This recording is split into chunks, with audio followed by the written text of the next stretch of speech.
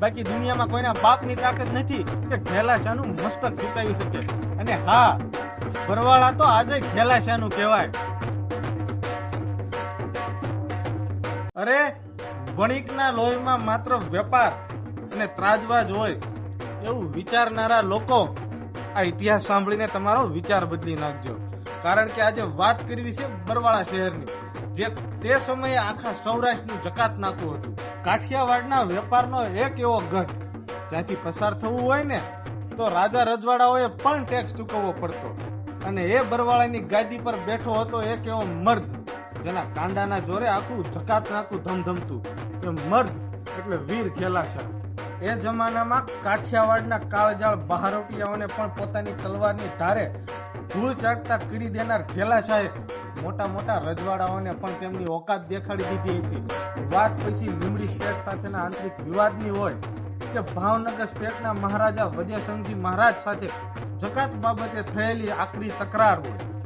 મોટા મોટા રજવાડાઓને પણ ઘેલાશાહે કહી દીધું હતું કે વાત ન્યાયની હશે તો માથું ઉતારીને આપી દઈશ, અને જો અન્યાય થતો હશે તો ભાવનગર સ્ટેટના પાયા પણ હલાવી નાખીએ. અને જામનગરના જામ જસાજી સામે એવું અભિમાની વલણ રાખ્યું કે આ મસ્તક નમે તો લીંબડી સ્ટેટના દરબાર સામે નમે, બાકી કોઈના બાપની તાકાત નથી કે ઘેલાશાનું મસ્તક ઝુકાવી શકે. અરે, ગોરો અંગ્રેજ અધિકારી વોકર જ્યારે સૌરાષ્ટ્રને દબાવવા નીકળ્યો ને ત્યારે એની છાવણીમાં ચાલાકીથી ઘૂસી ઘેલાશાએ તેનું મોં દેખતા કસીના કાગળો ખાઈ ગયા. આ વાતનો બદલો લેવા વોકર બરવાળા પર આખી ફોજ લઈ અને ચડાઈ કરે છે.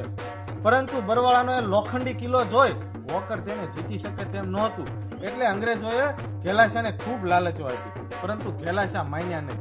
આખરે વોકરે નમતું જોખવું પડ્યું અને ઘેલાશા સાથે સમાધાન કરવું પડ્યું. પણ સાહેબ, જેને હરાવવાની તાકાત ભલભલા રાજાઓ, ગોરાઓ કે બહારવટિયાઓમાં નહોતી ને તેની સામે અદાવતિયાઓએ કાવતરું રચ્યું. સુરત શહેરના કલેક્ટર પાસે ખોટું વોરંટ જાહેર કરાવવામાં આવ્યું, પણ ત્યાં પણ આ વીર ઘેલાશા નમ્યા નહીં. આખરે કાયર દુશ્મનોએ જે સ્ત્રીને ઘેલાશાએ સગી બેન કરતા પણ વધારે માની હતી ને તે જ માનીતી બેન ધીરુબાના હાથે ઝેર અપાવરાવી દીધું. ઘેલાશાના આખા શરીરમાં ઝેર વ્યાપી ગયું, પરંતુ એ મર્દ આખરી શ્વાસ સુધી અણનમ રહ્યો. ઘેલાશાનો પાર્થિવ દેહ જ્યારે બરવાળામાં લાવવામાં આવ્યો ને ત્યારે આ ધરતી પણ રોઈ હતી. પણ જેને રણ મેદાનમાં હરાવવાની તાકાત એ ભલભલા રાજાઓ કે બહારવટિયાઓમાં નહોતી ને તેને ઝેર આપી દગાથી હત્યા કરવામાં આવી. ઝવેરચંદ મેઘાણીની સૌરાષ્ટ્રની રસધારના પાના ફાડી અને લોહી બહાર નીકળે ને એવો આ વીર ઘેલાશાનો ઇતિહાસ છે. ઇતિહાસ સાક્ષી છે સાહેબ. આવા મર્દને કા કપટ મારી શકે કા કાળ મારી શકે, બાકી દુનિયામાં કોઈના બાપની તાકાત નથી કે ઘેલાશાનું મસ્તક ઝુકાવી શકે. અને હા, બરવાળા તો આજે ઘેલાશાનું કહેવાય.